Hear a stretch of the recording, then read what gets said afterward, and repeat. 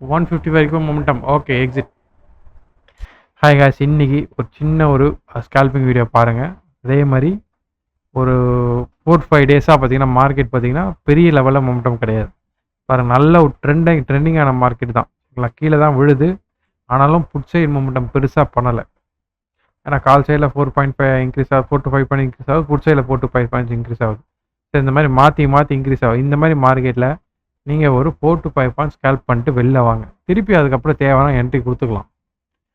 லாங்காக நான் ஹோல்ட் பண்ணுவேன் ப்ரோ அப்படின்னு நினைக்கிறதுலாம் இந்த மாதிரி மார்க்கெட்டில் பண்ணக்கூடாது. எப்பவுமே சொல்லியிருக்கேன், மார்க்கெட் என்ன சொல்லுதோ அதுதான் நம்ம கேட்கணும். ஓகேங்களா? அது கேட்டிங்கன்னா 10 காசு பண்ணிட்டு வெளில வரலாம், இல்லைன்னா கஷ்டம்தான்.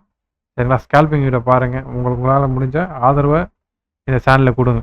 சரிங்களா? எல்லாம் ஷேர் பண்ணி இன்னும் பல பேருக்கு நம்ம என்ன சேனல் வச்சுருக்கோம் அப்படிங்கிறது தெரியாமல் இருக்குது.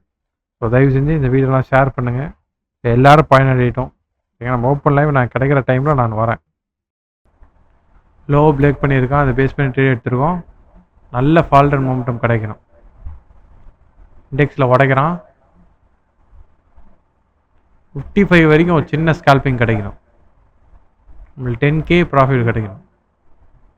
சின்ன பிளாஸ்ட்டு, ஒரே ஒரு 5 பாயிண்ட்ஸ் மொமெண்டம் தான். ஆனால் இன்றைக்கி ஃப்ரைடே மார்க்கெட். ஸோ ரெண்டு சைடுமே ஒரு 5 to 4 to 5 பாயிண்ட் தான் பண்ணுது. சரிங்களா? இண்டெக்ஸில் பிரேக் டவுன் பண்ணுறான், ஆனால் ப்ரீமியத்தில் பிரேக் டவுன் பண்ணலை. சின்ன பிளாஸ்ட், சின்ன பிளாஸ்ட்டு.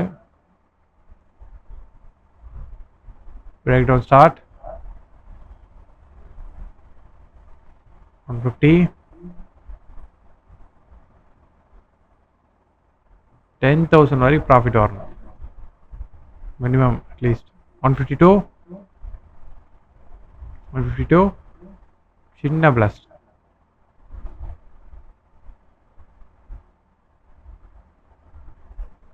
152.